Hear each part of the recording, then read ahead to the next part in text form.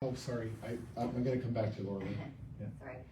So just the public is asking a bunch of questions here, and one of them is, what do you see happening, or do you have any insight or opinion on what may happen this coming Monday? A lot of grandstanding, a lot of political theater, but I'm very doubtful that any substance will come out of it. If you're referring to the vote. I think it'll just be the greatest show on earth with no results. That's Tom Marazzo's personal opinion, because you asked me, not for comment. Laura Lynn, you had a question? Thank you. To your point about the all federal parties, I'm reading here that Speaker Anthony Rota said, given these exceptional circumstances and following discussion with all recognized party leadership, the sitting today is canceled. More information will follow. And that's to do with the lack of debate that took place yesterday at a very crucial day. And he seems to be saying that all leaders agreed to this. Where was the Conservative Party leadership in a moment when we are on the street being attacked? Where was the fight? Where is one, as Rex Murphy says, where is one courageous hero in all of Parliament? It's a great question, and I think all Canadians should be asking this question. Where the hell have they been for 2 years? Okay, honestly, where have they been? All in the globalist pocket. Well, I'm not going to speculate on that piece, but you know, it's pretty just at a Canadian level, just within our own borders. I'm absolutely disappointed and appalled that you know, the talking points in the last debate had nothing to do with why we're all here. Nothing. It was just political theater. And I think Canadians were just disgusted and frustrated and really disappointed by the conduct of these people. They don't get it. They just don't get it. And they don't care to, because from my perspective, they live inside the Twitterverse and they don't see what's really happening in people's lives. Do you know how many stories I have heard, which all of you probably have heard while you've been here on the ground, of the carnage that they have left in their trail for the last 2 years? You know when a 6-year-old says they want to kill themselves because they can't take it anymore? You know, the suicide rate is off the charts in this country right now. The mental health is off the chart. It is ridiculous. You know, and what do? They grandstand, they get nothing done, they lock us down, and then they give themselves raises while closing people's businesses. And by the way, for the citizens of Ottawa, we were begging the city to open up those businesses so we could support local business in this town. We wanted to shop in their businesses. We wanted to support it. We shoveled the sidewalks. We did the garbage collection. We provided first aid to people. We didn't do anything to this city. There was no damage. There was a little inconvenient noise. I'm sorry. But we're here fighting for all the people that actually hate us too. So you tell me where the federal members of parliament have been. You tell me where all these provincial members of parliament have been. And you know what? I'm not buying this crap from all the provincial premiers. I see a bait and switch. That's what I see, is a big bait and switch. Okay? And what I've asked for several times is we want a charter challenge before the Supreme Court, or a charter reference, excuse me, and we also want an open public inquiry into the actions of the federal and provincial governments and the mainstream media. I stood at this podium yesterday and I outlined that entire plan. I read it right from the plan that we have submitted to all federal parties, and they did confirm that they received the plan. And yet, I tried all night to get a meeting with anybody. And here we are. I'm still standing at this podium waiting for them to come and talk. Wow. Andrew? What would your comments be to mainstream media? I know myself and our team, we were on the front line all day yesterday. I didn't see a single act of aggression, truly, Yeah. from the protesters, either than self-defense. Yep. But on CBC, on their live, they're doing 24-hour coverage. They're saying that protesters are being aggressive and aggressive towards horses as well. What are your comments there? I'll just second that because I was also on the front lines yesterday. Yeah. Thank you. I would honestly say I was there right at the line. And you know what I saw? I saw people trying to reason with the police. I was there when O Canada broke out. And when O Canada was done, I saw a woman get shot in the face with pepper spray from about 8-10 feet away. That's what I saw. Okay, we didn't show up with pepper spray. We showed up with Love. respect. Yeah. There was great music. People were dancing. That's what we showed up with. We didn't show up to fight physically. We showed up to assert our rights. They showed up with assault rifles, rubber bullets, tear gas, pepper spray, riot gear, snipers, UAVs taking our picture for facial recognition. That's what they showed up. You know, the full force of law enforcement was here to go against unarmed citizens in this country, in our nation's capital. And we've given them a way out. We've given them a plan. They work for us. We don't work for them. They can't seem to understand that. You know, this isn't some little hostage negotiation. I never asked for things. I asked for a conversation. I asked for them to listen. Here I am, standing at a podium again, with not one member of the federal government standing here talking to any of us. Complete failure. They should be ashamed. And I would say the mainstream media has a lot to account for. I watched it this morning. I couldn't stand it anymore. I had to mute it.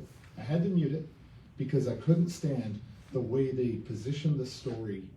They create a narrative that we brought the violence. We brought the peace. We brought the hugs. They brought the violence. Ottawa police are saying protesters have been arrested and in some cases pepper sprayed because they've been, quote, aggressive and assaultive. Ottawa police have said that one occupier threw a bike at...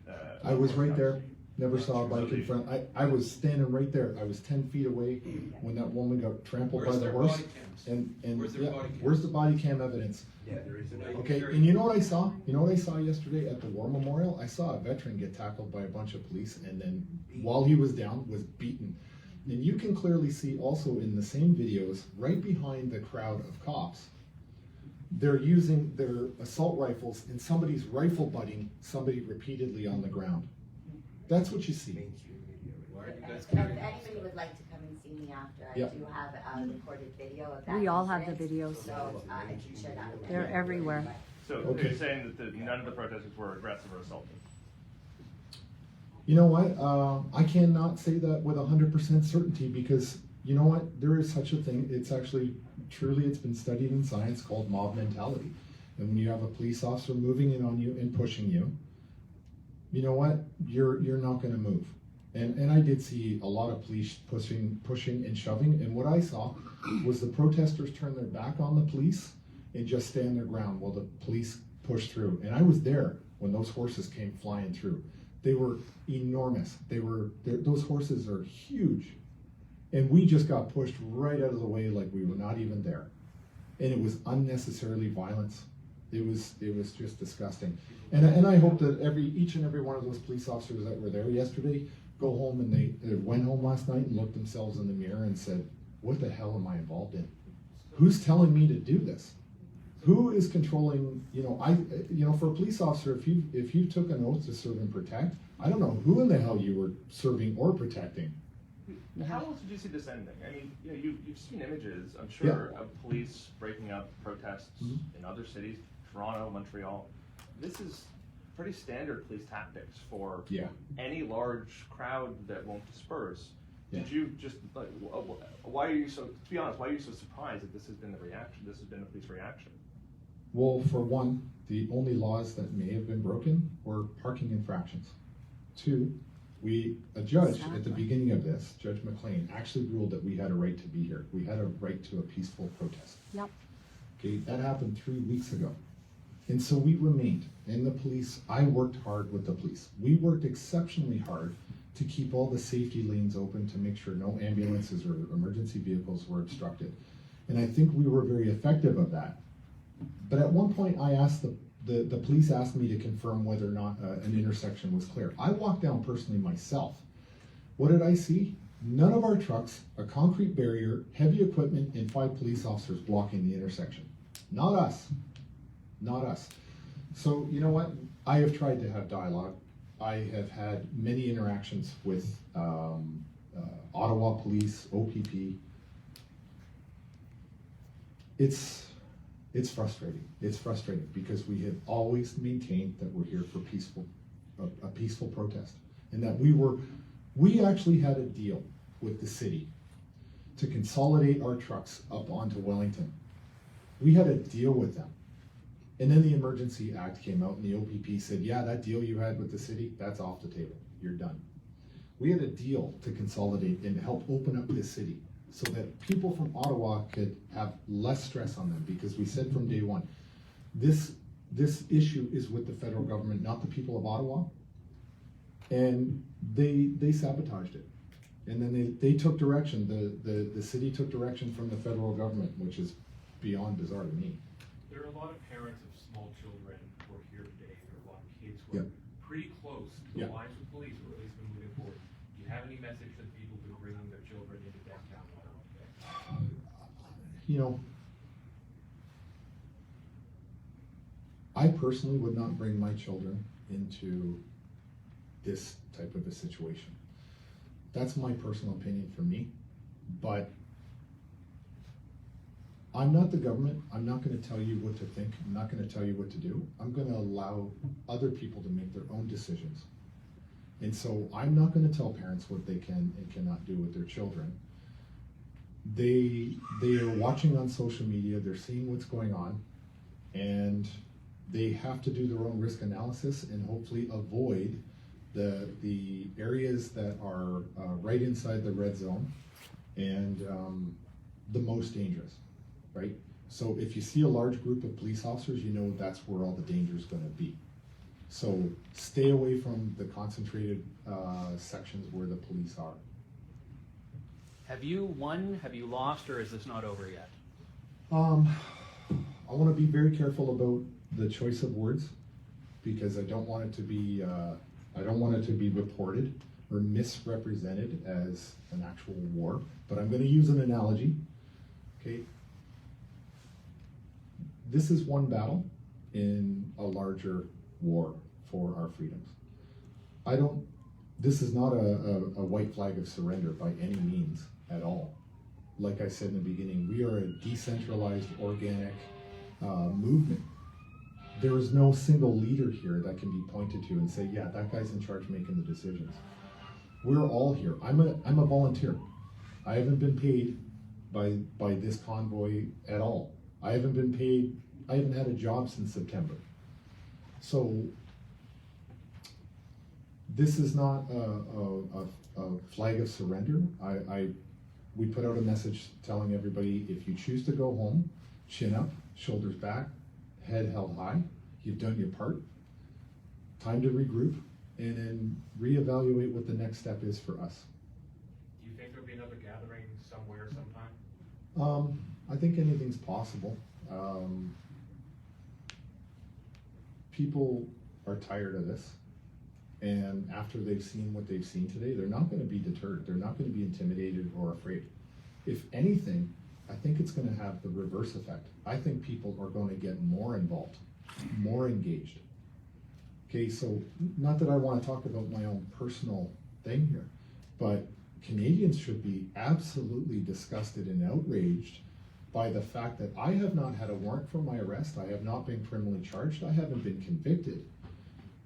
But my bank accounts have been frozen, my credit cards have been canceled, and my spouse's credit score dropped 109 points yesterday.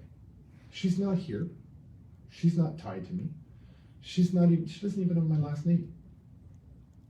So Canadians should be absolutely outraged that when the federal government doesn't have a legal mechanism to do that without actual due process, but they can deputize the banks into taking away your assets from you and trying to, how exactly am I supposed to feed my kids? How am I supposed to pay my bills now? Right? Have I been charged with a crime? Not that I know of. There's no warrants for my arrest that I know of. I haven't been convicted of anything, but they've targeted my spouse's credit score, canceled the credit card, canceled the bank account. Unbelievable. This is absolutely what this has always been about. You can't do it with the laws, so you subvert the law. You can't do it through negotiation or words, so you use force. We're gonna take 2 more questions here, and I just ask that you say your name and who you're with as well for these last 2. Yeah, you sir. Tom, it's Arthur here from Newsly Canada. Do you have a direct message for Canadians who are against this movement or against this protest? One, we've always been here for even the people that hate us. 2, if we don't take the stand now, the precedent will be set. And in the future, the things that the people that hate us hold near and dear to their hearts and to their lives will be taken away from them. That's a guarantee. That's an absolute guarantee. So what I would encourage all of the people that hate us to honestly stop looking at mainstream media footage, stop believing those lies because they are egregious lies. Start looking at social media, start looking at the videos you've seen from the protest here. Get a different perspective. Find out your own truth. I can't tell you the truth, but go out and find it. It's there, it's right in plain sight. But you're never gonna get told the truth by the propaganda that gets pumped out from CTV and CBC and some of the other mainstream media outlets. You'll never hear the truth. Final question, Bridge City. Yeah. Michael Clausen from Bridge City News. Have there been any wins that you would like to share with us?